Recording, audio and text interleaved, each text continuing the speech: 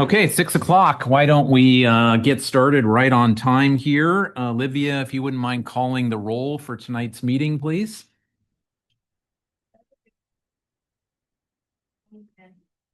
Here. Alan and Rick Hunter. Here. Paul Lambert Here. and Japan. Not here. So by my count, we have 4 of 6 current members. So we do have a quorum and we can have our meeting this evening. All right, so welcome everyone. We have a lot to cover on the agenda, but first we'd like to welcome 2 new members to the Citizens Bond Oversight Committee. Before I do that, though, I do want to mention that Janet Borgens, who was a member of the committee, had to resign her position as she's moving out of the area. So we lost 1, but we gained 2. And Janet was a great contributor, and we'll miss her for sure on the committee and wish her well. I thought it would be helpful if we just quickly go around and do brief intros so that you know who everyone is here in this meeting. And if you guys want to say anything about yourselves, feel free to. You don't have to, other than just your name. But if you want to say a little bit about why you're here, that would be helpful.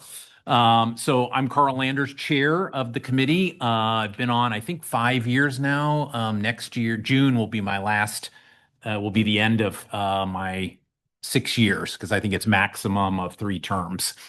And I'm a parent. I have 2 kids in the district. So why don't we go around this way? That way you guys have the last word. Hi, I'm John Baker. I'm Mike Wells. I'm a school board trustee. On the content. Martin Cervantes, director of facilities, and We'll skip Rick for a moment to come over here. Development of public construction services, construction program manager for Measure S. I'm Nick Olson, program manager for Measure S program, BPCS. Hi, Olivia Costa. I'm the admin assistant to the city. Rick Hunter, member of the committee. I'm Alan Hansen. I've been a Loon Redwood City since '95. My son went through the entire program. He's 27 now, so that was yesterday. I'm a CPA. I make financial systems for a living. My name is Tony Haney. I have 2 children in the district, 16 and 13 years old. I also work at Sequoia Hospital, and I am also one of our amateur radio gentlemen here in the local area as well. Fantastic. Okay. Thank you, everyone. And just as a reminder, especially to the new folks, when you speak, you got to, that's fine. Yeah, all good.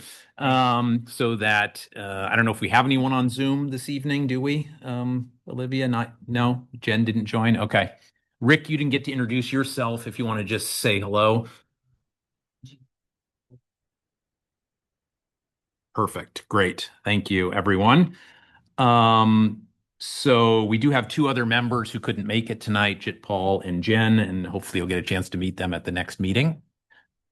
I always think it's a good idea to remind ourselves occasionally of why we're here, especially with 2 new members. So if you didn't get a chance to read the bylaws, I'll just read this first section for you. The purpose of the committee is to inform the public concerning the expenditure and use of district's bond measure revenues.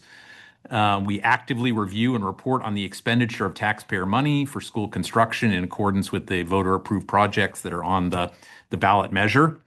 We ensure that bond revenues are expended only for the purpose described essentially here and in the ballot measure, and that no bond revenues are expended for any teacher or administrative salaries or other school operating expenses. And so how we do that, we meet 4 times a year. We receive and review copies of the annual independent performance audits, and you're lucky because this is the meeting where we do that once a year. So we're going to hear about the audit reports. And we then can inspect facilities as construction is happening, and several members did that a few months ago for some of the current construction projects that are going on. We get reports from the district And then once a year, we write a annual report that's published to the public on our findings.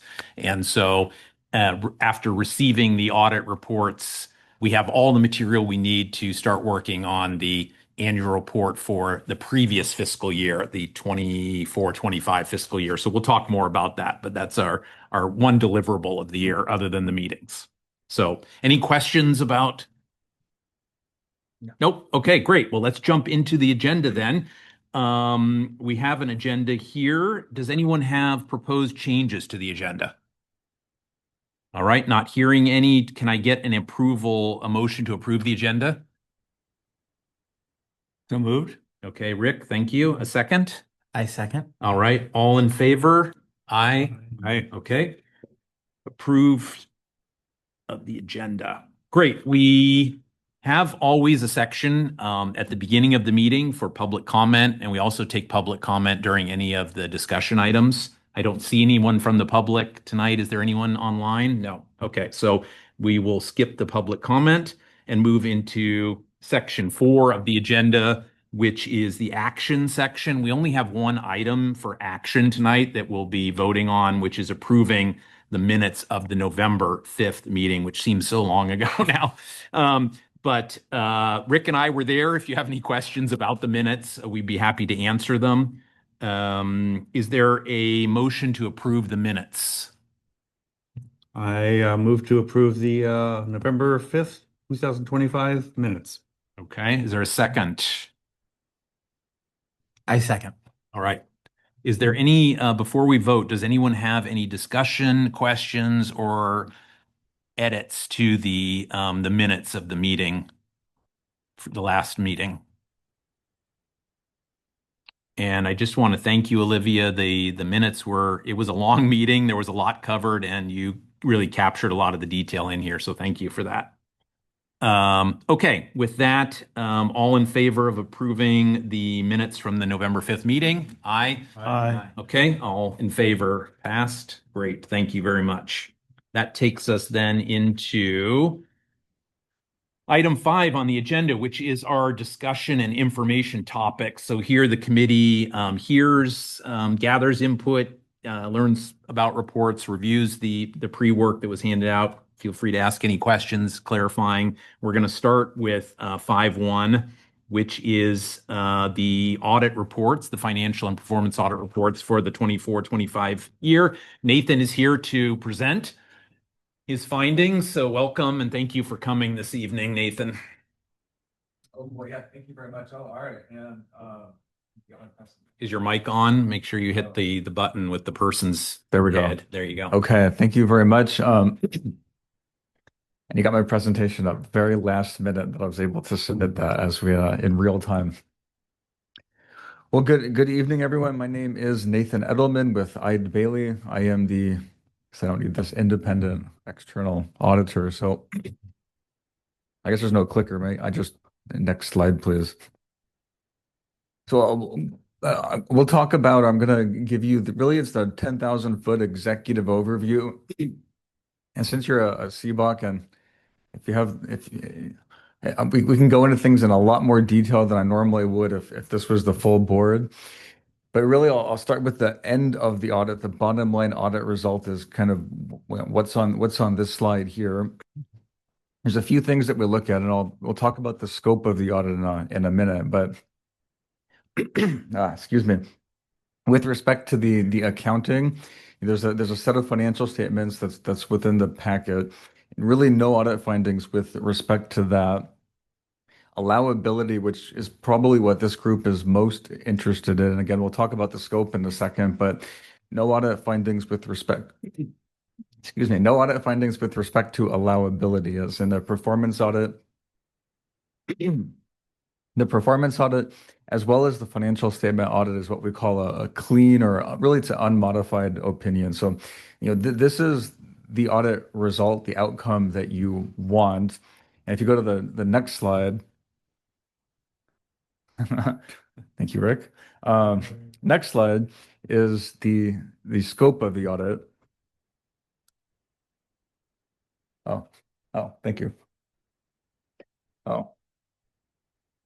So the scope of the audit, which is, what is it that we actually did? And it's easy to say, audit this and audit that. And when we say there's a clean or unmodified opinion or no findings on the performance audit, it's really from looking at these things here, which is one, verify allowability. I think Chair Landers mentioned something about making sure that salaries are only spent to the extent that they're allowable to other expenditures.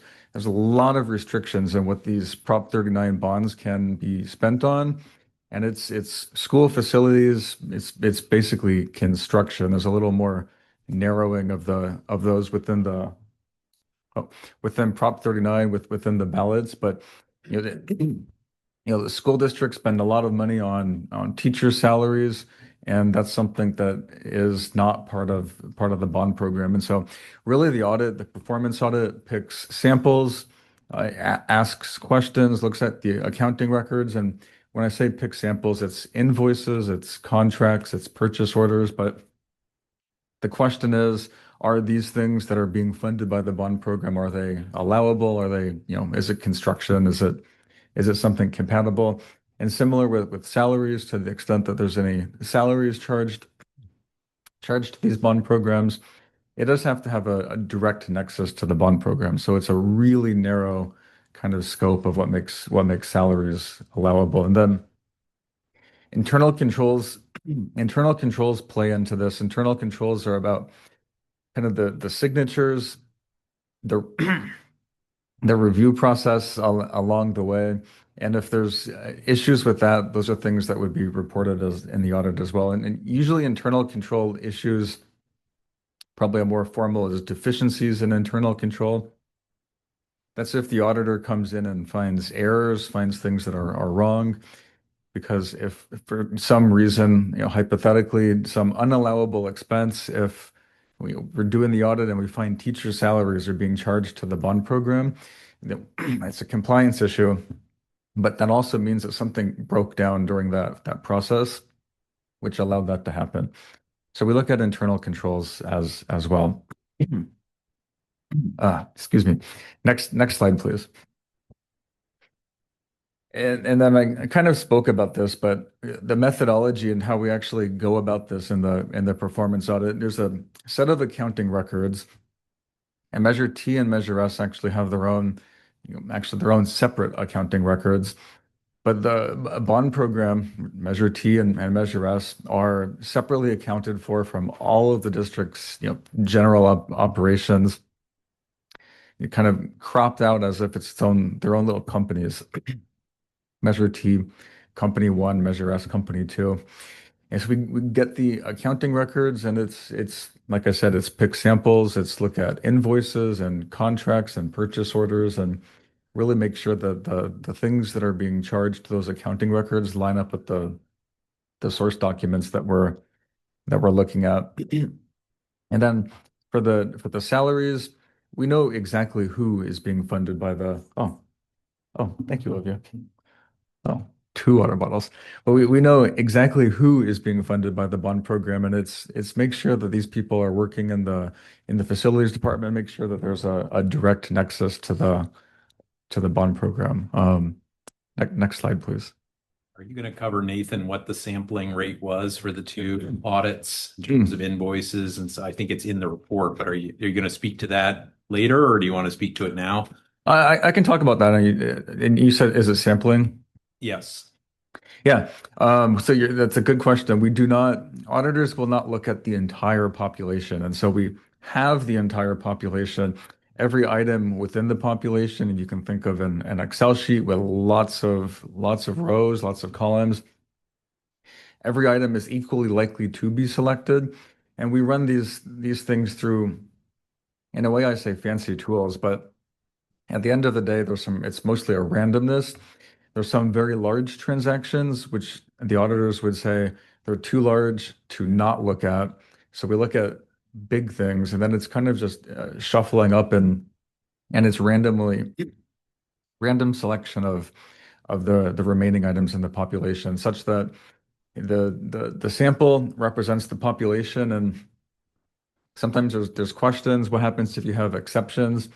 If we pick a sample and there is an exception, the expectation is that there's probably lots of errors, lots of exceptions throughout the population.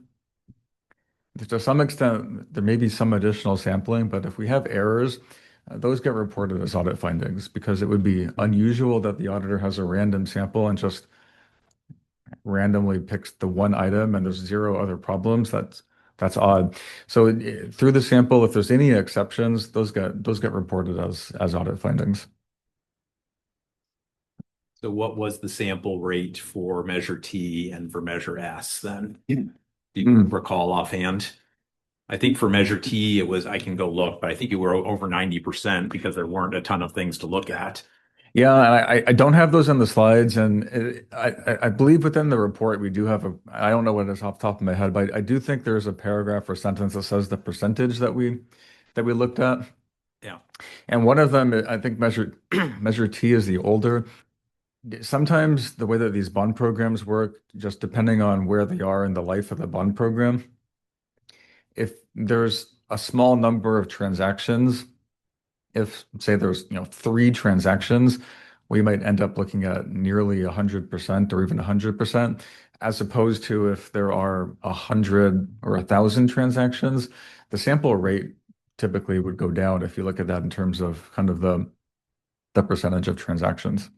If Thank you. if I could interrupt just to clarify that, it says in the reports for the Measure T report, it says 97%. Yeah, okay. And the Measure S report was 24%, 4%. 24. Okay. Thank you. Welcome. And then financial statement audit. So there's actually 2 audits within the report. There's the performance audit, which is the one we just spoke about, which is about what did the district do with the money. The financial statement audit is, if you're familiar with companies or other governments, there's a set of financial statements, one for measure T, one for measure S. There's balance sheets, income statements. It's basically it is actually a full set of financial statements separate for each one. These are for the year end June 30, 2025. So the specific numbers might not be super relevant, super useful for you, but it becomes the historical, accounting record for the year for each of those bond programs. And then it becomes also the basis that we pick the samples from those audited accounting records, pick the samples so that we can verify them, verify compliance in the performance audit. And part of that is also looking at internal controls relevant to financial reporting in this case, which is, is the district able to reconcile cash really to be able to present those financial statements? Next slide, please. And then I always kind of end with this, but the oversight committee, the school board has this role of kind of overseeing. You have to ensure that there is an audit. The auditors are really at the end of the day just messengers reporting back the results of the audit. We have our audit opinion, we have the audit report, but it's just a reporting mechanism. But management of the district, the folks on the accounting side, the folks on the facility side, they actually need to support the audit. They have to prepare the accounts or account reconciliations. They have to answer our questions, give us the documents that we need. They are responsible for compliance, for effective internal controls. And management actually does a lot of, or I should say, does the hard work, the heavy lifting. We ask the questions as auditors and really report back to the board. I think there's actually one more slide. There should be. Oh, maybe not. Okay.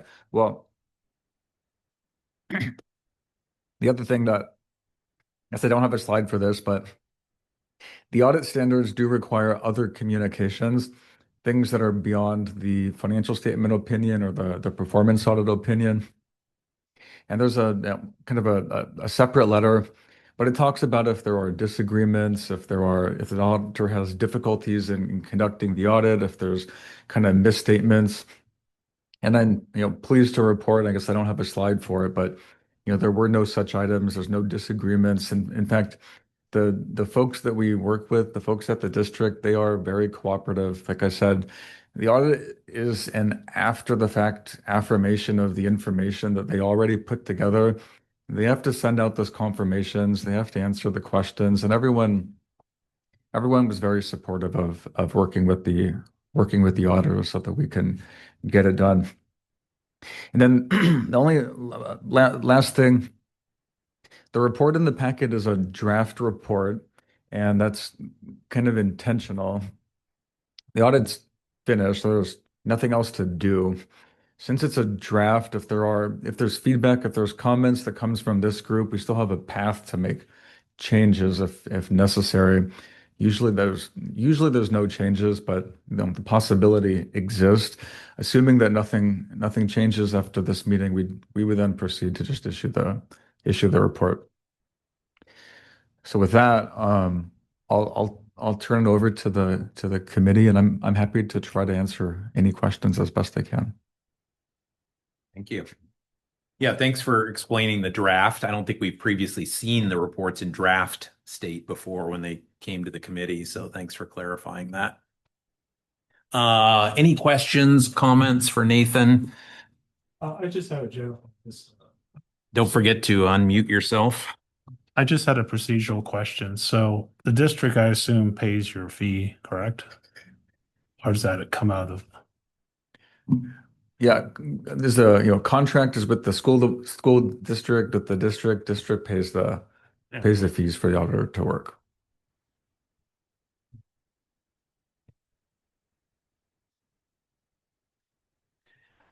Something while you're noodling, if you have any other questions that I hadn't caught before, but I did go back and look, and it was in the previous reports. It says, it's the last paragraph, actually. It says, this report is intended solely for the information use of the district governing board and the CBOC. It's not intended to be and should not be used by anyone other than these specified parties. But it does say it's in the public. Why does it say that? Oh, yeah. That is an audit requirement, more of an audit standards thing. It's not an issue about distribution. It's obviously a public document on board agendas. It's not a restriction on who can look at it, who can see it. It's really a restriction on placing reliance, and it's because those specified parties and kind of the way that the audit standards work, those specified parties, you folks here understand the scope of work, understand kind of the purpose of the report, and therefore it's intended for the CBOC, it's intended for those specified parties. If that makes sense. Thank you. Rick, going back a year ago, we had a discrepancy between the audit. You'll remember this, other Rick. Yeah. The discrepancy between the district financials at the end of the previous fiscal year and what was reported in the audit report, and we had to do some reconciliation work on that. Will there be the same discrepancy this year, or can you? That's what I put it up with. Yeah, I can talk about that a little bit. I think I know what you're referring to. So the interest income and these bond programs have a lot of money. You sell bonds on year one, you get, I don't know what the number is here, $100 million, and it sits in an account to be spent over the next few years. So the funds sitting with it's the San Mateo County Treasurer, those are an interest income. And I think the issue or the discrepancy that was identified, I don't know if it was last year or the year before, but one of the bonds had 100 million and the other one had, and these are fake numbers, illustrative, $1,000, but yet the bond with $1,000 somehow got all the interest income. So it was misallocated. So what happens, the county kind of looks at this county of San Mateo as it's just kind of one fund. They don't really have this distinction. And so they just deposit everything. And then the accounting folks have to distribute. And there's kind of a report that does that. So I believe it was last year or the year before that distribution had not happened, had not occurred. So in the current year, at least, because I'm a little more familiar with this one's a little fresher in my mind, you'll notice two things. One, the interest income is aligned much more reasonably. There's actually a report that they have on the accounting side that figures out for kind of based on that daily average balance, how much interest belongs to A, or I should say T, how much belongs to S. And so the current years, when I say current year, it's 2025. Current year income was correctly allocated. And then there's also, and you'll notice one of them, I don't remember which letter, I, I guess S, I think it is, has this other source, kind of a transfer in, and the other one might be measure T, has a transfer out. Yeah. The two are the same dollar amount, but that is the flow going from one to the other, which is kind of this true up, correcting the interest income from the previous years. So that as of June 30, 2025, it's kind of been settled and you've got a solid starting point. Okay. That's super helpful. So, because we did go around a bit on that a year ago, but we're not going to have that issue this time, it sounds like. The audit numbers are going to line up with the district numbers, which will make our lives easier. Right. Excuse me. I did see what I believe is one error in the and that would be in the notes and footnotes. So in the income statement, Are you on T or S, by the way? I'm looking at T. T. Sorry. Okay, thank you. But they're both mirror images actually. Yeah. So on page 5, which is the statement of revenues and expenditures, or the income statement, it shows, as you just said, transfers to Measure S of 2.5 million. See that? However, on page 7 which is in the notes, under interfund transfers, it said a district recorded an interfund transfer of $3.4 million. And the 3.4 million is also showing on the top of page 19. Yeah, so it's good that it's a draft. The number on the number on the income statement, on page 5, that's the correct number. Otherwise, I the assumed that was math would correct, not though. It's work. just a So matter of putting we need to correct the narrative that's within the notes so that it's the 2,552,688. So we'll get. Right. I'll make sure that does get corrected on And the exact same mirror Yeah. problem that On the was S in report. Measure S. Yes. Yeah. Where did you see the page 19 mistake? At the very top. Oh, the second line there where Yeah, it our says sample the included transactions. including and the transfers transfer, out. including. Expenditures of 3.3. It's a little unclear what that means, It says actually. our sample included transactions totaling 355,000 and the transfers to Measure S of 3.4 million, which should be 2.5 million. Yes, okay. Yeah, I think the numbers are in a few places that within the narratives that probably looks like they need updating. I got that noted down. Great catch, Rick. Thank you. Thanks. Any other questions or comments for Nathan?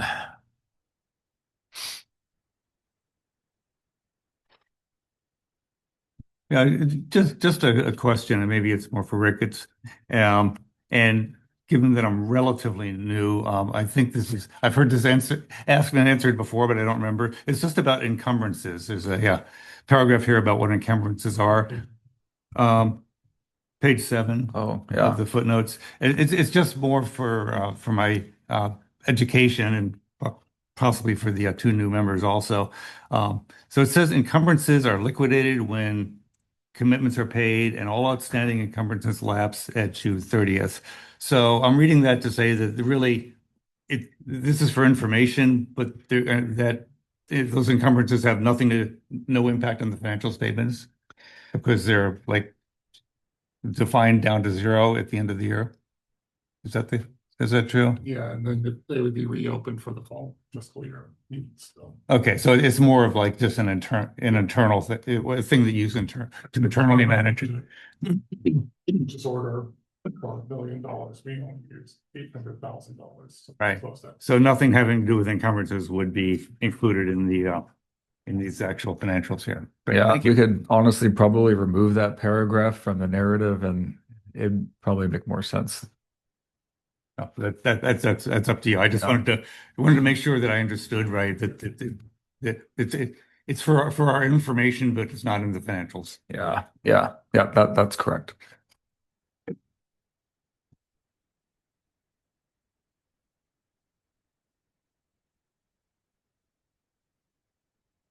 Other items? All good? All right. Nathan, thank you very much for coming, presenting. Sounds like you got a few corrections to make, and then you'll distribute the final reports, and we can use those in our annual report. Thank you. Yeah. Thank you very much. Have a good evening. All right, so that takes us to, that was 5.1.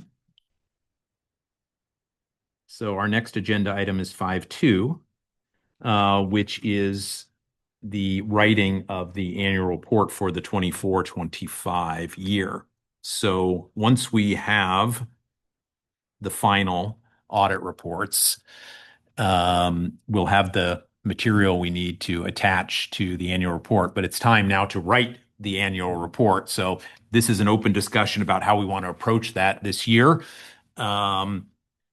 Just as background, not suggesting this be the plan going forward, but for the last 2 or 3 years, I think that I've been chairman, I basically wrote the report. Nobody else raised their hand to participate. I shouldn't say that. Others raised and said they would help review it, which they did. And Rick, I don't think you were officially a reviewer last year for last year's report, but you were definitely the best reviewer I've ever had. You caught all my mistakes, so thank you. I'm happy to take on the role and draft the report again, but I'm also happy to have someone else step up. I don't think it should be either of you two because you weren't even here for that year, so that wouldn't make sense. But or Rick, if you want to work with me on it, I mean, Jit, Paul, and Jen aren't here to raise their hands. I can pull them offline and see if they want to participate. But this is just an open discussion on how we want to approach the report. The goal would be to have a draft of the report in advance of the next meeting, which generally would be in the June timeframe. Do we have a date yet, Olivia, or do we need to set a date at this meeting? June 11th. Okay, June 11th. Ideally, we would approve the report at our next meeting, and then we get that released and move on. So the time frame to write it is a little shorter this time because this meeting is a bit later than normal. So we've got a month essentially to craft it. There is a template that we've used, doesn't mean that's how it needs to be done this time. And I'll just open the floor for any comment or discussion on the topic. I'd be glad to help review it. I agree with your point. I wouldn't know what to write, so.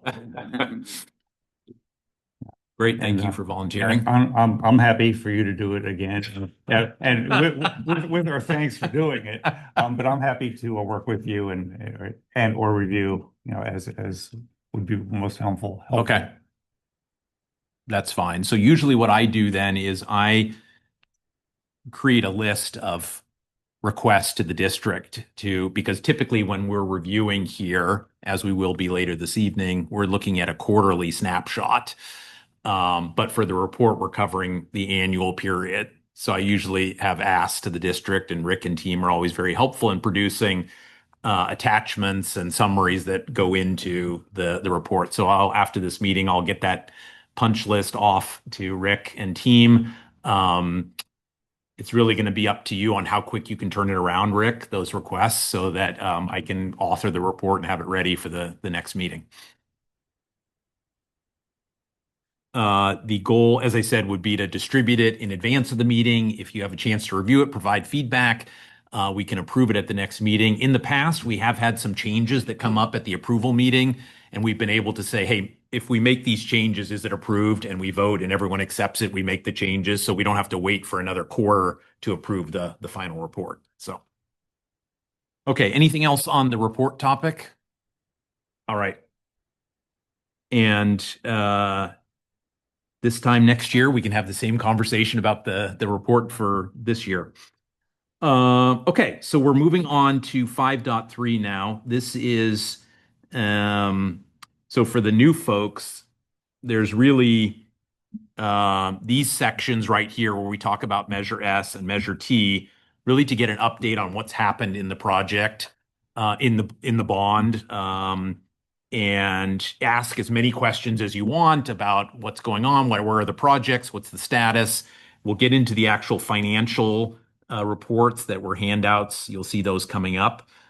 This is more of a qualitative assessment of where things are. Generally, when we are at a meeting like this, we're reporting on the progress that happened in the previous quarter. So as you saw with all the financial statements, they're covering the September 1 through December 31 period. But here we're just talking about where are we today, essentially, with the program. And we have the Van Pelt folks here. So they are the bond program managers. They're running the day-to-day for Measure S.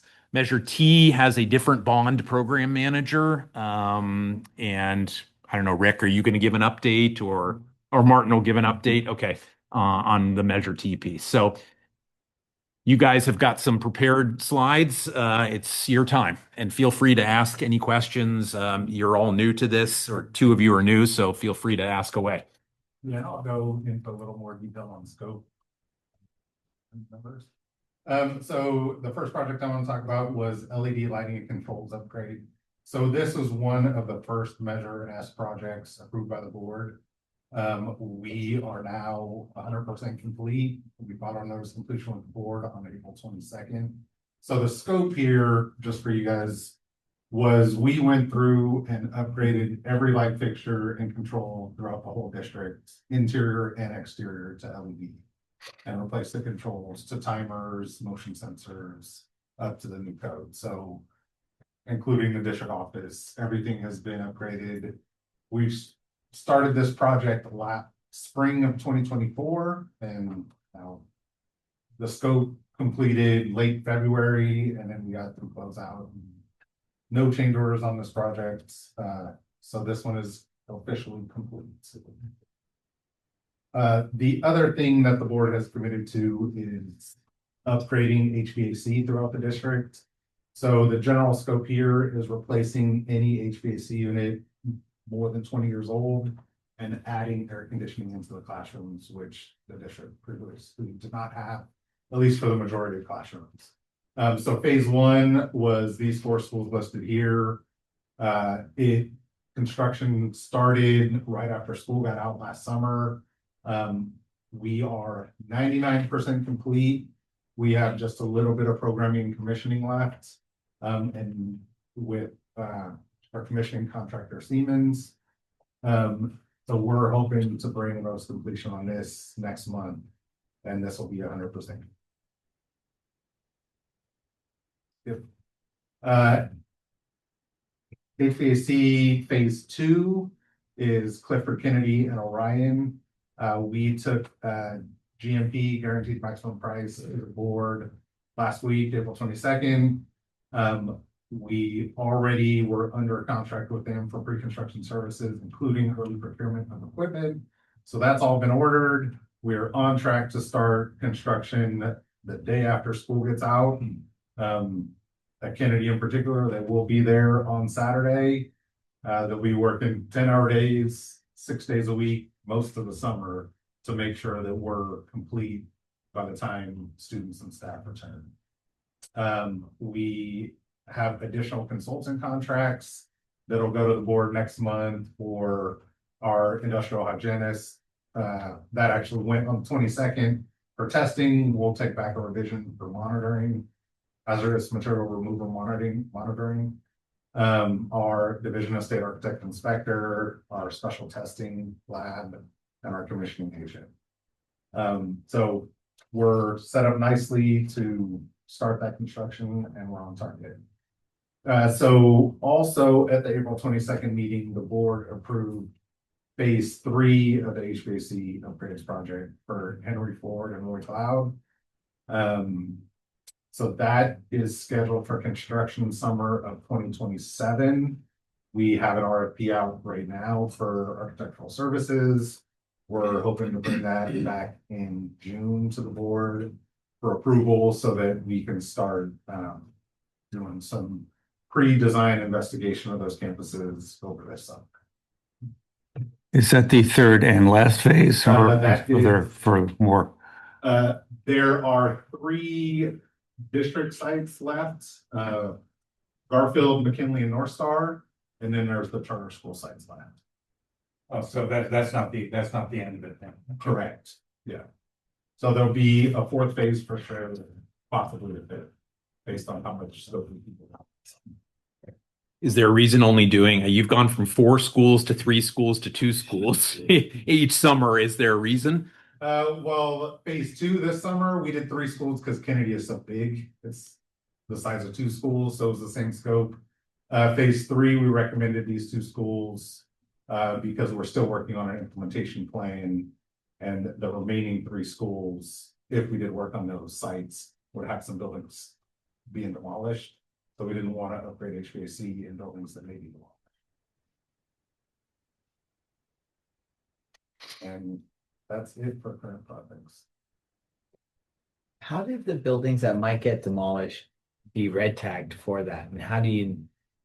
That's not red tagging. When we started the bond program, we did a master plan. And part of that master plan was identifying what future projects could be funded by the bond. And that master plan, what we're trying to do here is, well, the final decision is still being made on what the remainder of projects will be to spend the money, trying to avoid buildings that could possibly be demolished as part of the master plan. Great, thank you.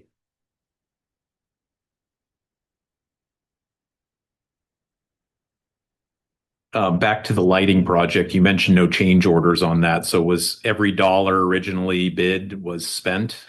Yes. It'll be 100% of the original budget. We didn't have a decrease. There was no decrease, no increase. How much is the whole LED lighting upgrade? How much money do you expect that to save the district annually? We have a report. I'd have to go back and It's $250,000 per year, I believe, was the number. Yeah. I remember it distinctly. I know we talked about it a lot, but I didn't remember off the top of my head. The lighting retrofit total was 16.9 million. Spent, yes, to save 250,000 a year.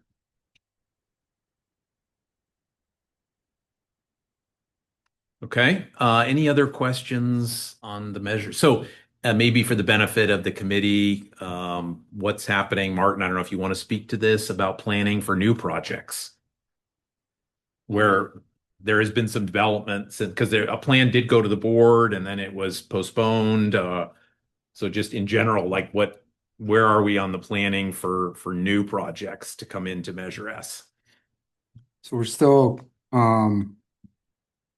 reviewing that implementation plan that was brought back to the board back a couple months ago. And we pulled back. So we're working on that with more input. And do you have a target date to bring a new proposal to the board or Yeah, it not was yet? 2 months ago. I mean, yes. 2 months. Do you have a new target date? Yeah, we're bringing it after July 1st. July 1st. Yeah. Okay. Likely Well, the first for or the- second meeting in yeah. August for No. consideration. All right. Thank you. Yep. Anything else on? Okay. So let's move to thank you guys. Yep. Measure T then.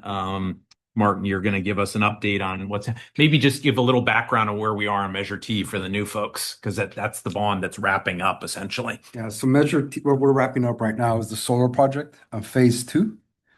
Phase 1 happened back in 2017, which was approved, and that was to do 3 sites and the district office. That was Clifford, Roosevelt, and Selby, Atlantis Selby. Now, that was phase 1. We're into phase 2. We got 9 sites. We are currently working at Taft, wrapping up. We have Henry Ford. We have Garfield. Um, we also have Kennedy that we're in the middle, and Roy Cloud as well. And then, so those are wrapping up pretty quick now. We did meet our NEM 2 before April 15th, so everything was submitted. So we met that deadline. So now we will be beginning after June 8th, the remaining sites, McKinley, part of facilities, and what else did we have that I'm skipping here? Oh, yeah, Orion, sorry. And those are past the NEM2 deadline, but you have. No, an so there was extension, or- there was an extension. We had 4 sites that had to meet the deadline, and the other sites met an extension until next year of January Okay, 2027. but the plan is by the end of the summer, it's all done, or? Yes, well, that's the plan. Okay. Correct. Correct. Yeah. And actually, it'll be hopefully go quicker with no students on site, at the remaining sites. So just for the benefit of our new members, this is the last project in Measure T, using up every last dollar in the Measure T bond, plus a lot of rebates and other things that came back over the years of its life. Yeah. It's obviously money is still being spent in this fiscal year and will be spent in next fiscal year, it sounds like, a bit Yes, a into bit, yeah. July or August. Yes. So we won't get to say goodbye to Measure T for another 2 years, probably. We'll still be reporting on it, even though there'll be nothing left after August. Yep. Okay. Thank you. And Any then- questions? Yeah, on- I had a couple just general questions on Sure. the solar project. What's your expected return on investment, like timeline? So, and the life expectancy of these systems, if I'm not mistaken, was about 25 million. It's in about 25 years, 25 million. Okay, so you spent what, $10 million or so on this, and then you're expected to, how many years will? So this is just for this phase. First phase, don't recall. I think it was like 2.3 million, and don't recall the savings on that. I could get that back for you. But just for these sites, Just for with the 9 sites. with solar projects in general, you always look at an ROI of some number of years, right? Yeah. Right. Yeah. So yeah, just to follow up, that'd Yeah. be, thank you. Sure.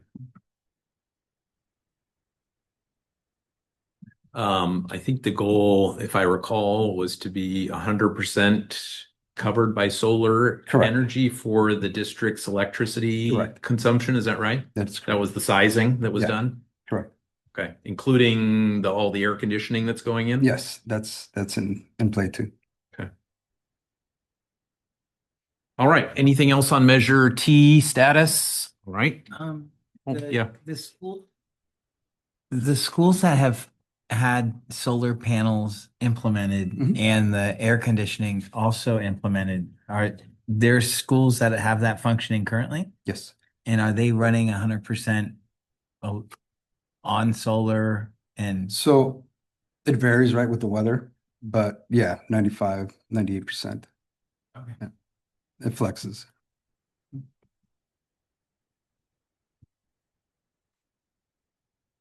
Okay, nothing else on that topic, then let's move into 5.5. And this is reviewing bond activity for last quarter. And we have handouts here, 1, 2, 3, 4, and 5. There is no litigation, so there was no handout for that. But we can just step through these and ask if there's any questions. So 5.5.1 is the list of Measure T expenditures in the last quarter. And as you can see, it's all related to solar, I believe. But any questions on the Measure T expenditure list?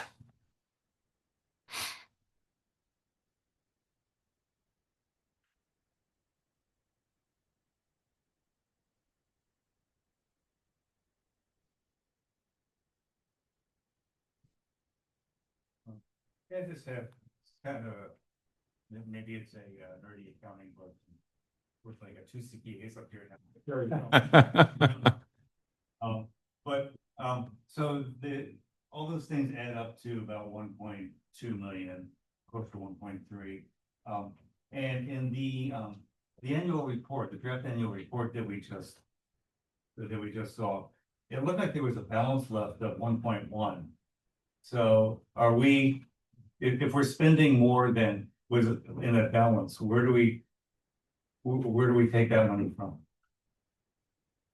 So it's a combination. So as Carl correctly mentioned, during Measure T, when it was in full swing and the modernizations were going on, the school district received money from the state facilities construction program. Was it SFP. SFP that reimbursed based on past projects. So that money, although derived from Measure T projects, is held in a separate fund. So it doesn't get commingled with bond monies that have to be repaid to by our taxpayers, right? So we have an allocated amount still within Measure T that's dwindling. As Carl mentioned, it's going away. And we have money to offset that through the rebates that we received. Thanks. So are the expenditures all made in the Measure T fund and then money is transferred in, Rick, or are the expenditures from different funds? Different funds. Okay. But on this list, it's everything that's under these projects, even though these might come from different funds? Okay.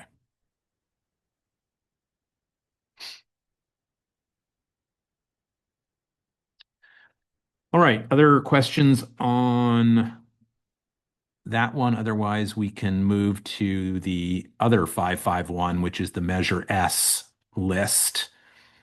And any questions on this one?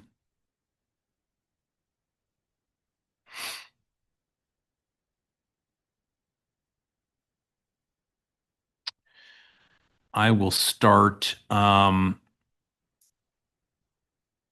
You probably guessed I would ask about the spot coolers. So this is, if I remember correctly from our last meeting, we needed to rent the coolers for those first 4 projects for an additional few months. This is I think I said September, sorry, the October through December quarter. Why do we still have expenses for spot coolers in this quarter? I would assume, not having it in front of me, Carl, that those were when the last bills were paid for those rentals. Because the rentals were to cover, correct me if I'm wrong, it was through August, right? So this is, there was September and then we're into October. So it is early October, the dates here.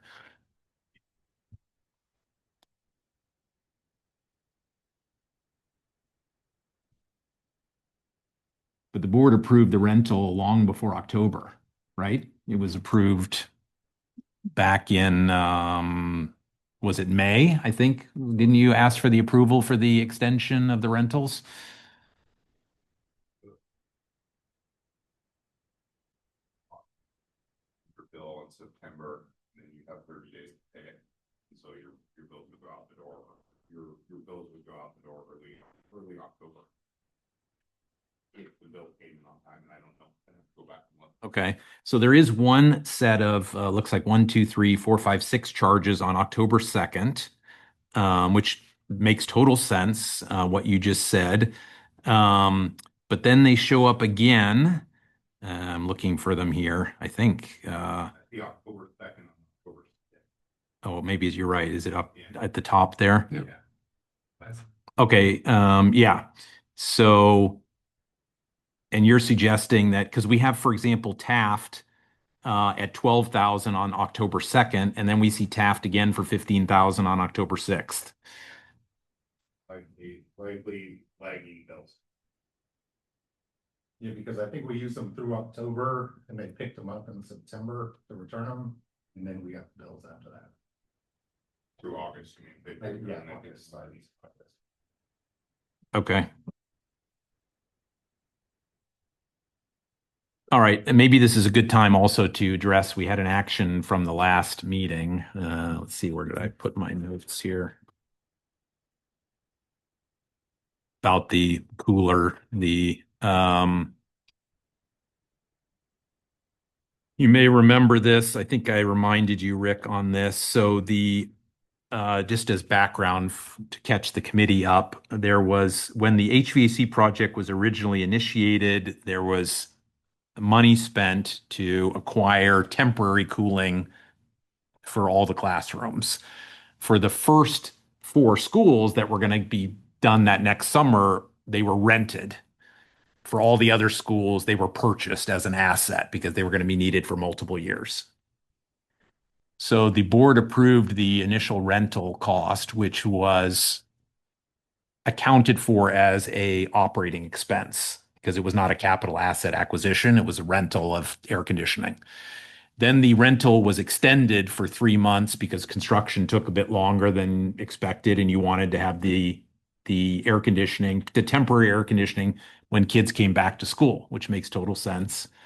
But that rental was charged to the bond as a bond expense, not as a rental expense. And we talked about this in depth at the previous meeting. The action item was that we asked the district to provide to us the legal basis by which the decision was made to move the rental expense from an operating expense to a bond expense. So, Rick, what is the legal opinion that allowed not the reclassification, because this was an additional expense, right? The first rental was charged as an operating expense, is that right? Yes. The So do you have something to share with us that? Yeah, I can share the legal opinion as well. But just as we talked about last time, legal did deem it appropriate use of bond funds based on the fact that the reason why we extended rental was due to the bond project and ensuring that there would be cooling in the classrooms at the start of school with the delays, as you noted, and the reasoning for us with that extension of the rental time. I'm happy to share this with all of you, and you guys can read it. So I don't think there was any question about whether the rental should be extended. Like, if you need it, you need it. I think the question was, if we paid out of operating expense for the first rental, why was the second rental paid out of bond money? And this is meant to answer that question, I guess.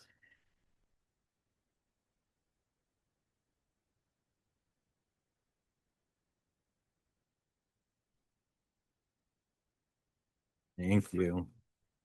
Would you like copies down there?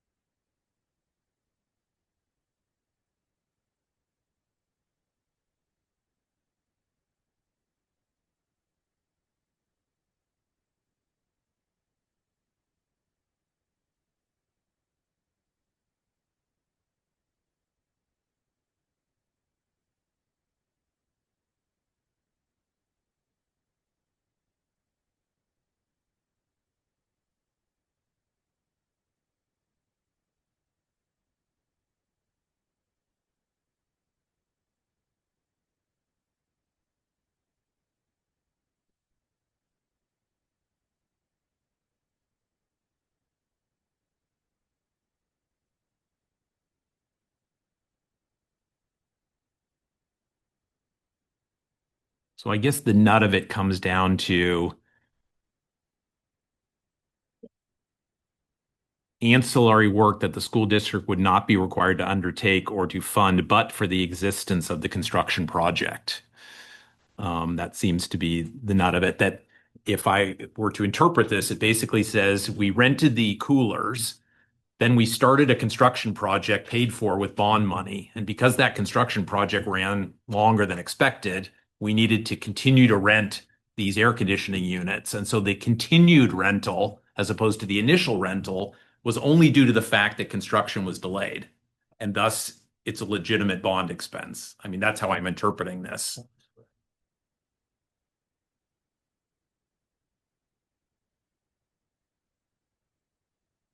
And without the bond, we wouldn't have rented them in the first place, nor bought them for any of the school sites, right? So there's also another nexus there as well.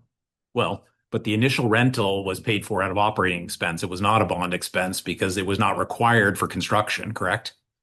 Understood, Carl, and I don't want to litigate this again, but we wouldn't have done any of it without the bond project happening.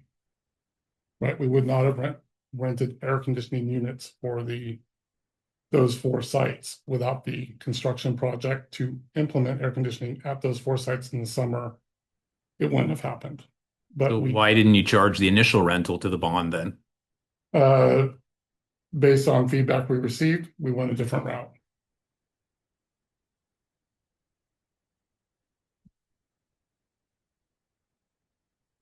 And If how much? construction project would have ended on time, we wouldn't have any additional rental. Right?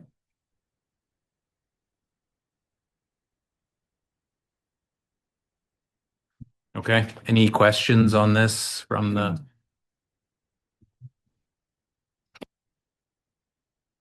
If the extension wasn't paid from the bond, would it have come from the original source of the rental readily? We would have had to have found additional dollars to pay for it. To say it was readily coming from the same source, I can't say that.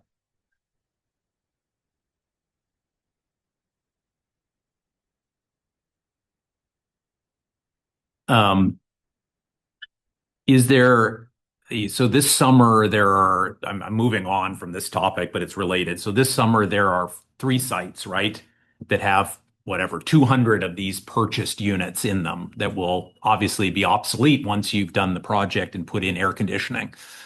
What's going to happen to the 200 assets that the bond paid for? I'm just using 200 as an illustrative number, whatever it is. I think it's a little bit over 100 that we'll have after the end of the summer. The contractor will return them to us. We're gonna store them for now, and then we're gonna try to resell them to another district or and get some of those funds back. I think we'll probably save a few for emergencies, but the majority of them we'll try to resell. Okay. Well, we look forward to that contribution back into the fund. All right. Anything else on thank you for providing that, Rick? We were on the Measure S expenses, the 511 sheet. Any questions on any of the other Measure S items? Thought there was something else I was going to highlight. Let's see here.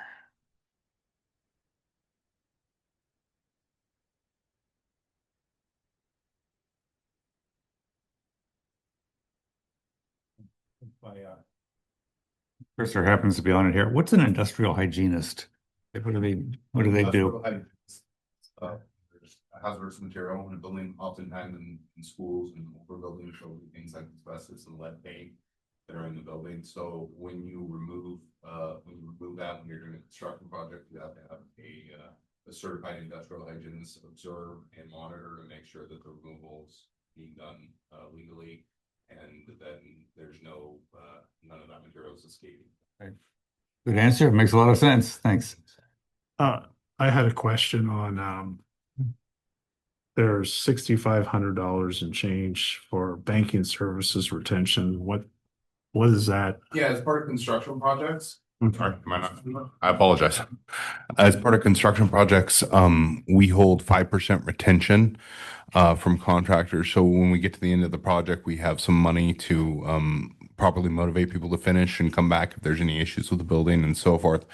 We're required by law to offer those contractors a escrow account. And so the retention is either held by the district or the contractor can request an escrow account, and that money can go into an escrow account, and then it'll take 2 parties to release it at the end of the project once all the project's completed, finally completed. So those are the fees for establishing those escrow accounts.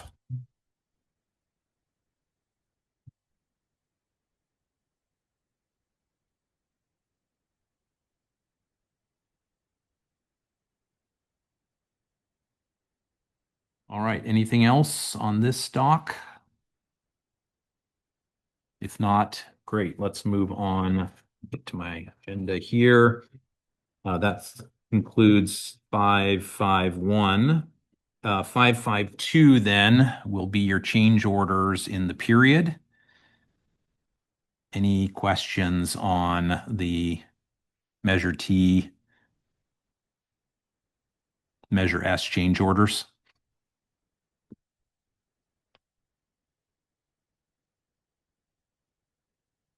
Okay. No bid contracts. There were none in the period, so we can go right through 553 to 554, and I believe there were no new projects initiated in the period either. So that takes us in 555, there was no litigation in the period. So now we've completed 55 and we're into 56, which is the financial update, revenue and expenditures, starting with Measure T. Several attachments here. Erica will walk us through, and she's always welcomes questions at any point. The first report is 5.6A, Measure T bond fund income and expense summary.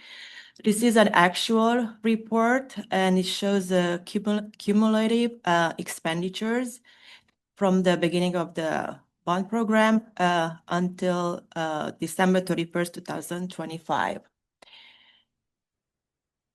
So just to give you an overview, so the columns show each fiscal year, and the last two, I'm looking at the last two columns. This is Measure T Fund 21. Interest revenue received is $9,900 for the first quarter, and the expenditures were $136,879. The rest of the funding for solar phase 2 project is in Fund 40, special reserve capital facilities, and out of the 13.7 million that was deposited in these funds, we spent 1.1 million this fiscal year until December 31st, and cumulatively 2.3 million. And there's a remaining balance of almost $11.5 million. And if you're looking at the bottom of the report, it shows that for the expenditures, total expenditures for all the funds, it's $216.4 million. You have any questions? Super helpful, thank you. And you've added the fund balance, I think, or ending balance, which is always appreciated. So it's about $1 million in Measure T, and there's 11.5 roughly in the and that's what's paying for the solar project. Okay, thank you. Any questions on that or move on? Okay. The next report is 5.6B, Measure T, Fund 21 financial statement.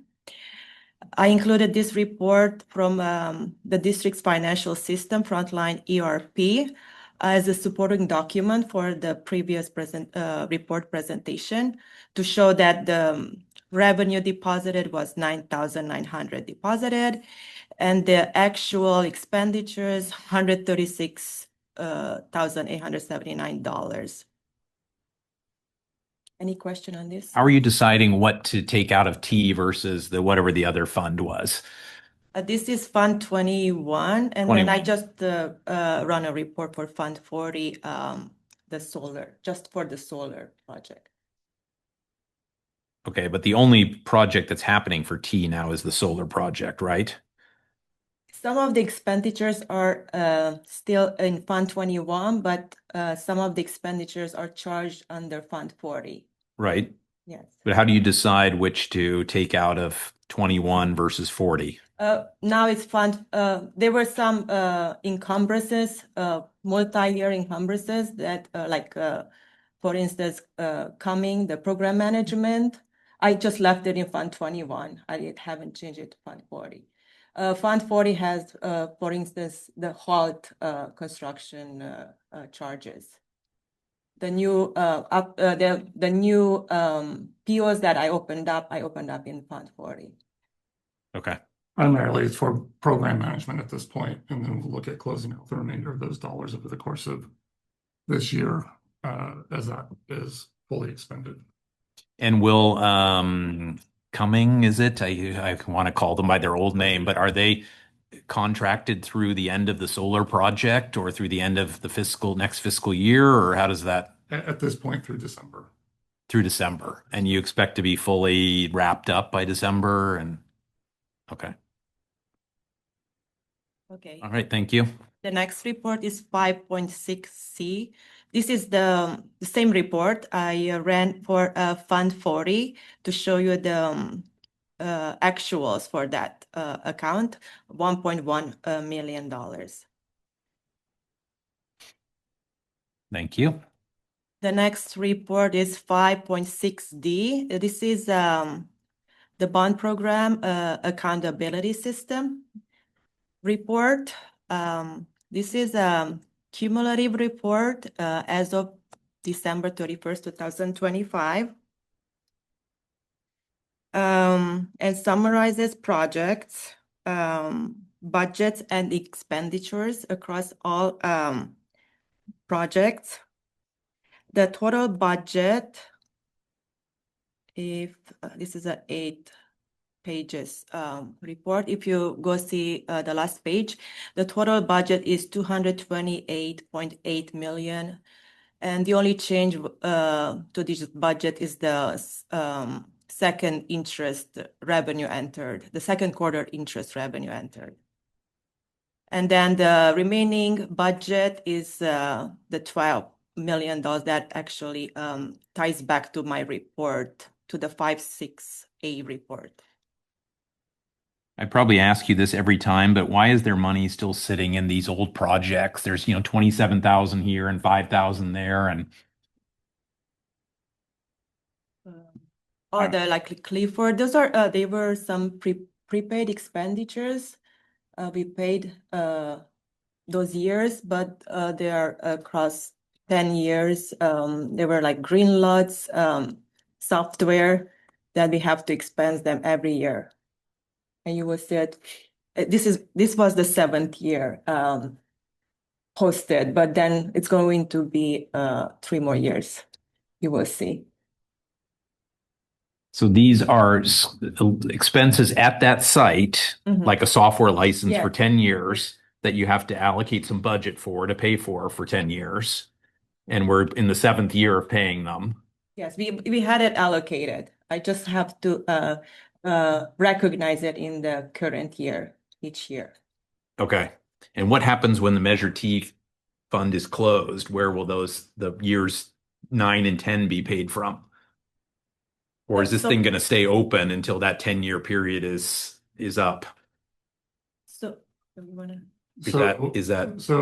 I mean, it's not paid, right? It was a prepaid but a 10-year amortization of the expense, or you guys know this language better than I do. Right, so it's prepaid, it's showing each year that there is a cost associated with it from the original contract. So if it was 10 years at $10,000 a year, we paid $100,000 up front, and we're showing a $10,000 hit to the budget in each of the fiscal years. Okay. Thank you. Any questions regarding this report? Nope. The next report is 5.6E, Measure T, Sources and Budget Report. This is also from the accountability system. It's a budget report showing the budget as of April 17, 2026. Shows the all the funds, Fund 1, 21, 25, and 40. And then shows the budgets, the expenditures by site and projects. And as you can see, also showing the total $228.8 million, and project contingency as of April 17 is $791,553. All right. Thank you. Okay. The next report, it's So this is all new. What are you doing to us here? What is this? so it's more like a overview of Measure S program that you can actually find it on the website. So I won't go talk about that, but I'm just going to summarize some of the reports. Let's go to page 3. But just to clarify, this is replacing your financial reports that you're sharing with us with this presentation format? Yes, if that's okay. Oh, I just wanted to know that. And what's Please the, let me know if you like it or not, or if something is missing. it seems a lot easier to consume. I won't be missing the accountability reports personally. I don't know about you all. But None of us will miss the accountability. So Carl, we talked about the switch from accountability to Keystone. yes. Which is what we're using for the Measure S bond. One of the advantages to Keystone is that it directly links with the district's existing financial software. And so there's no double entry, there's no hand inputting. The report's a little bit more intuitive and it all happens a little bit more automatic. So what you're seeing here is basically the same information, but it's provided in a little bit easier to digest format. Okay. It doesn't create this presentation automatically, though, I'm guessing. Or it does? It does. Absolutely. It spits out this PDF for you? Yeah. There's input that goes that you have to provide for it, but yeah, it spits out the PDF. So is Erica going to lose her job then? No, absolutely not. Okay. The bond doesn't work without Erica. So All right. Well, this is the first time we're seeing it in this format. So, feel free to walk us through. On page 3, there is a little summary as of December 31st, 2025. It's a cumulative summary of so we have the Series A bond proceeds. First bond issuance, June 28, 2023 was 90 million. Total interest earned as of December 31st, 7.4 million. And there is a remaining bond authorization, $208 million. So total current revenues will be 305 million. Project expenditures, these are cumulative expenditures as of December 31st is $45 million. Encumbrances, these are the remaining balances on the open POs, 7.6 million. So the total commitments, $52.7 million. And there is a remaining unallocated projects budget is $74.6 million. The total budget for current projects is $127.3 million. And funds remaining for future projects, $178 million. In the copy that's on the agenda, that number we found today that was an error, the one that Erica just reported was correct. I was going to say, it says 50. But yeah. So this report actually is a little bit manual. It's a manual report. Wait, he just said it was automatic. How can it be manual and automatic? It's either one or the other. But like I said, there's a little bit of manual input. yes, a little bit of still manual. I will tell you which ones are. I have a request for future reports. Is to show projections for the future fiscal years. So it's like when you look at this report, like next year, say it's 2026, we're looking at sometime 2027. So what's more important to me is what's changed and why it's changed. We have a more detailed reports coming up, next slides, that will show the changes Okay. and more details. This is just a very short summary. Yeah, no, I understand. So on this, oh, go I ahead. was just gonna bring everybody's attention to this page. This is the F and P, and this just for the new members, that this might be some good reference material for you to take a look at. This facilities master plan was done in the very beginning of the bond program to identify the needs, the updated needs for the district. So just for the new members, that might be something to take a look at. Could you just review on this table, Erica, how is the remaining budget projects? Is that even the right terminology? The 74.6, how is that calculated? So I'm with you at the Yes. expenditures, the encumbrances, we get the commitments. Where does the 74.6 come from? The remainder of the HVAC projects that have already been budgeted that have not Okay, been. so Yeah. So a it- better word for that would be what, committed but unspent, essentially, is what you're referring to here? Well, committed kind of insinuates that there's a PO out for it. This is money that's budgeted but not committed quite yet. Well, unallocated funds? but it's approved to be spent, right? The board had Correct. already approved that you're going to do this HVAC. It's going to take 4 years or whatever. Yep. So you're setting aside this money for that, right? Yep. But it's not, you're right. I mean, POs haven't been issued, Yeah. but the budget has been claimed essentially. That's Yeah. what this is supposed to Yeah. say. It's supposed Yeah. to, The budget's been claimed through phase 3, correct? okay. And then so the total then is the commitments plus that. Correct. And then you just subtract that from 305 and that's supposed to be the 178. Yeah. Okay. Yep. Got it. So the 127 million for everything. So is that a number that the board would have approved? Correct. Yeah. Okay. already. Okay. Okay. And at what point do you think the amount that needs to be spent will be equivalent to the 90 million raised and thus a new tranche will need to be sold? We'll likely look to sell Series B in the spring to summer of 27. 7. 27. Okay. So about Thank a you. year from now.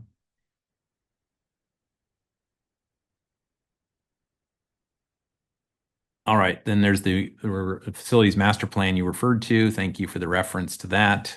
Where do you want to take us next, Erica? Page 5, Measure S revenue and fund status. This is also a summary. It's very visual and you can see encumbrance categories, site, planning, construction. And then the column shows the total budget, $127 million. And we encumbered $52.7 million. So if we take the budget minus the encumbrances, the purchase orders, we have the $74.6 million budget remaining.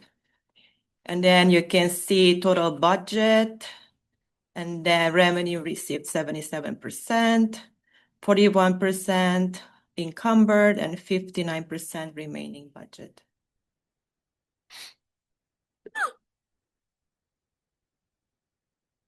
Any questions? Super fancy. Next page is page 6. I really like this one. This is a pie chart. Shows the total budget, and then it shows all the different projects like lighting retrofit, the HVAC modernization phase 1, phase 2. We added phase 3. We have the bond program contingency, $35 million. And program support costs include the bond program general management and the common costs as well, which is like also includes program management, salaries and benefits of bond director, accountant, and other audit costs, this kind of type of running costs. That's $7.7 million. And then we have the climate control.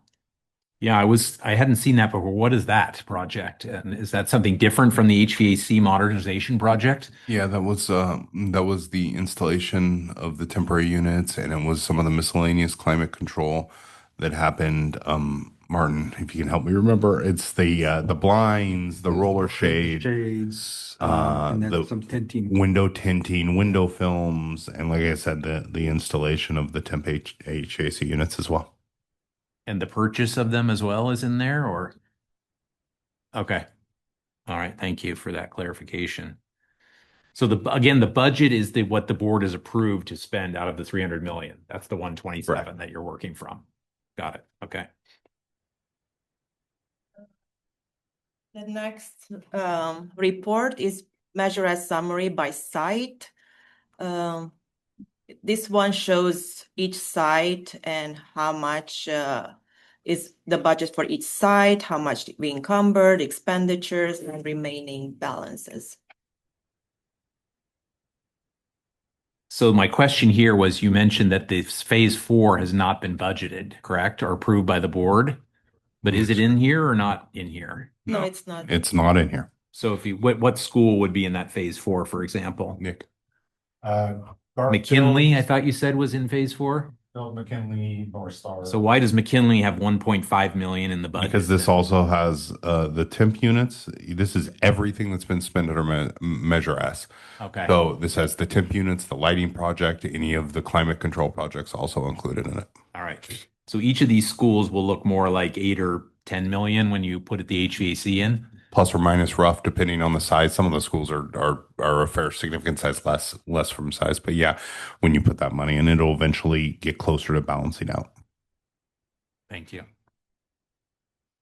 The next report, if you have no questions, I go to the next report. The next report is the cumulative measure as overall summary by project. This is a cumulative and from inception to December 31st, 2025. So page 9, it starts at page 9. And then you can see the original budget change, encumbered amounts, the expenditures, and it shows also the encumbered balance remaining. And then on the left side, it shows the projects. So if I could jump in here real quick. Just speaking to phase 1 of the HVAC, since it's our first major project outside of the lighting project, you can see the board approved budgets right there, and you can see the total budget. And we ended at this point we were at about 24.3 million encumbered, so a little bit under the original board approved budget. We're also this is a preview until next board meeting. You'll see a change order on the log next board meeting that returns about $2 million of savings for the overall project from the general contractor. So as we got through construction, we didn't realize, but we worked and we got to the point where we were able to save about $2 million on the original construction contract. So that credit will come back to this. So we'll end up pretty decently under budget for phase 1. Okay, so just to walk through, just so I'm totally clear. So page 9, right? HVAC phase 1 subtotal line you're referring to. 25 million was the board approved original budget number. Correct. And Erica, this is the thing we were asking for in the next meeting or last meeting. This is never going to change. That number was the board approved original number, right? Yeah. It's not a moving target like the other. Okay. Then you said, Eric, that the total budget went up a little bit, but you're expecting it to actually be below. No. Let me Is it- cover it. Okay. On 2 projects, so when we took it to the board, we said it was going to be an average of 5 million per site. On 2 projects, it ended up being a little bit more than 5 million. On 2 projects, it ended up being a little less than 5 million. So overall, on phase 1, we are under budget. And right now, at this point of 12/31, we're going to be even farther under budget when we get that change order, when the change order hits the books the next phase. So we've been under budget the entire time for this project. But in the total budget column, it says that the budget did go up. That's because in the estimates went up, you're saying. Yep. But then you're going to deliver at a savings. Exactly. And what do you think the total expense will be relative to the 25 million? 23? Yeah, Is that what we should be in the 22s. Okay. So you will see a deductive change order. the deducted change order of 2.3 million will be applied, and then it will decrease the encumbered Yeah. balance. And what do you attribute the 2 million savings to, roughly? When we initially got the drawings, there was a couple things. DSA, the Division of the State Architect, the authority having jurisdiction, sorry for the new folks with the acronyms. They are the authority having jurisdiction over the buildings in school. So you don't go to your local city to get a permit for a school, you go to the state, and the state agency is DSA. When we submitted our plans to DSA, we had extensive comments, structural comments that we had to address that they wanted addressed at each site. So we worked initially when we put the contract together, we based it on those the what we knew at the time. The project team worked together to kind of come up with some more creative solutions to those as we went through, and we took those solutions back to DSA and got them approved and and saved a little bit of money there.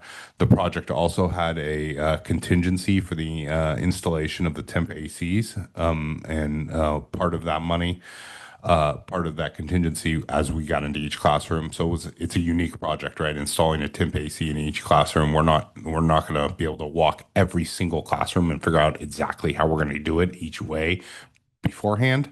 So we put an average per classroom. There were some classrooms that we were able to go into and come up with a better solution and run it more efficiently. And then also the project included some contingencies for items like dry rot or anything that we came across as we took the units off and we exposed unforeseen conditions. And we saved a chunk of money with that too, just by not encountering as many unforeseen conditions as we thought initially. Thank you to Martin and his amazing maintenance crew. There was no dry rot, you're saying. There was very little. Martin is fantastic. Good job. At his job. Good job, Martin. No doubt. All right. Thank you for explaining that. And that's great news to hear. Thank you. Anything else any questions on this or anything else you want to share on this, Erica?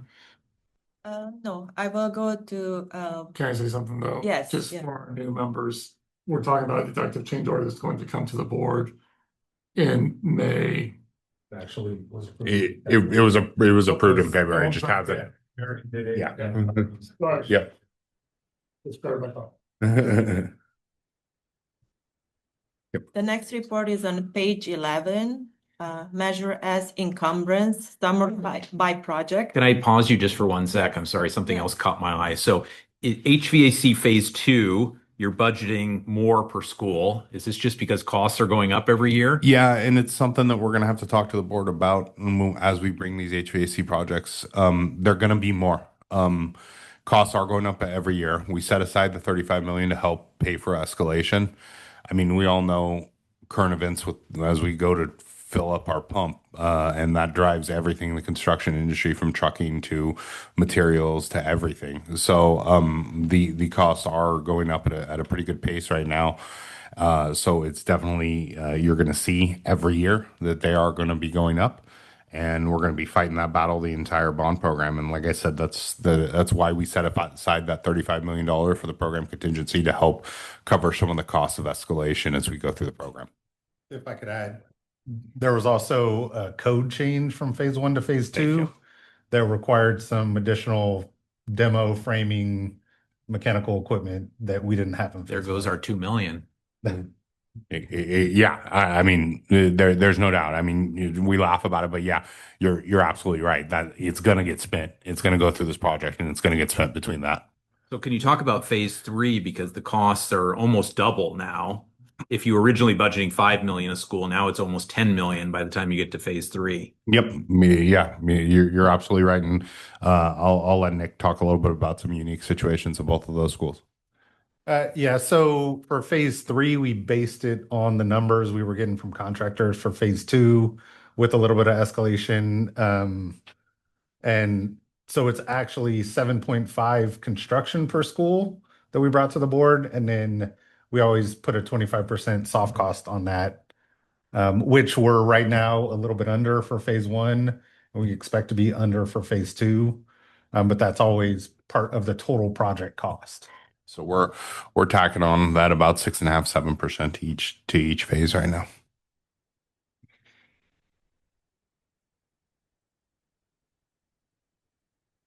lot of money. All right. Sorry for that digression. The lighting project is going to come in exactly to the dollar of the Yeah, budget. it's going to come in right on budget. It's pretty typical for an energy lighting project. They're really easy to quantify up front. They're design build. The designer goes out and quantifies everything, counts light fixtures, goes through the electrical and all of that. So yeah, it's going to come in right on budget. Didn't find any dry rot, apparently. No, no, good thing. Good thing with lighting. Yep. Okay. Thank you. Back to you, Erica. Page 11, Measure S encumbrance summary by project. We are going into more details. Quarterly report. So this one is from October 1st through December 31st. And this report is very similar to the Excel spreadsheet you received at 5.51. It just shows in a different format. It's a PDF format and it's the same. Okay. Yeah, this is basically showing you every expense that by project for the time period. And on the bottom of page 17, you can see the price for key analytics, how much it costs to get this beautiful PDF, right? Mm.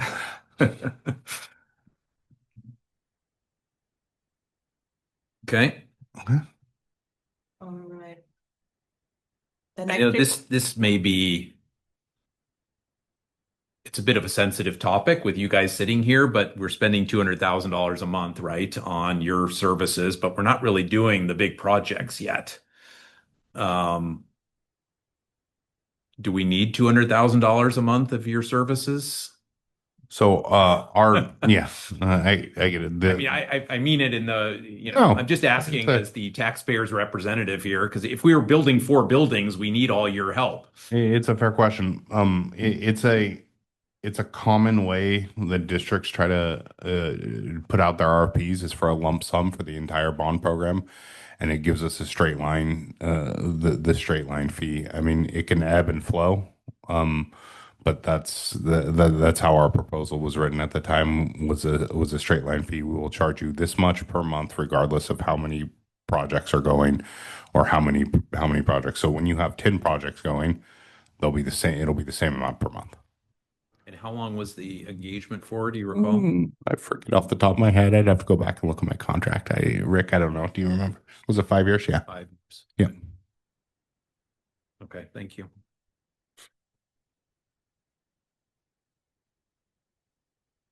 Okay. Erica, one more or? Yes, one more report, page 19. Cumulative Measure S expenditures summary by project. This is also a quarterly report, October 1st through December 31st. And it's a summary by category. You can see the projects and different categories like architects fees, DSA fees, and the rest of the categories. Okay, thank you.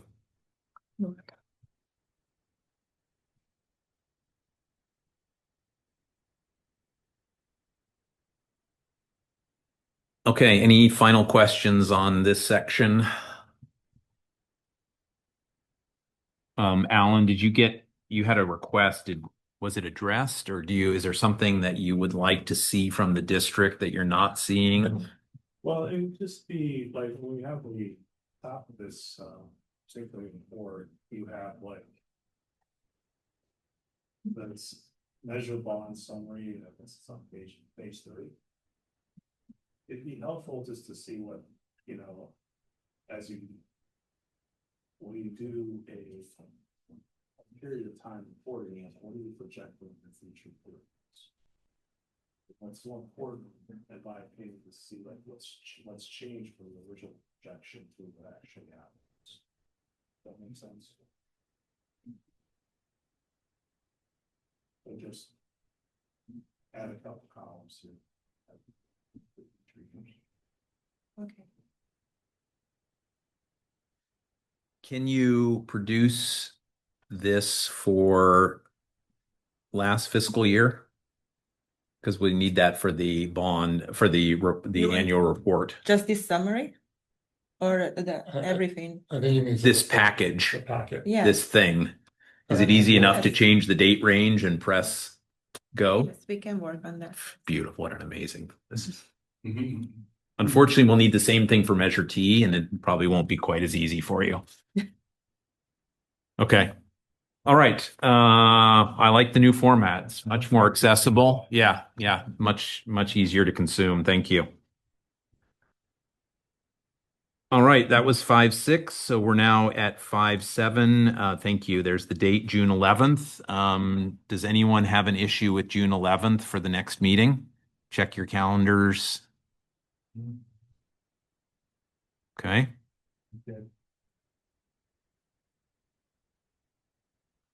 Sounds great. Okay, beautiful. Any topics for the agenda? We kind of have our typical rolling topics, but was there anything that came up that anyone would like specific? We will have at the next meeting, if all goes well, we'll have the approval of the annual report for 24-25 as an agenda item. The normal things, is there anything else that anyone on the committee wants to add to the agenda for next time? Beyond the, okay. No. All right, then, do we have a motion to adjourn the meeting? With pleasure. I second. Okay, all in favor? Aye. Okay, the motion is passed. The meeting is adjourned. Thank you, everyone. Thank you.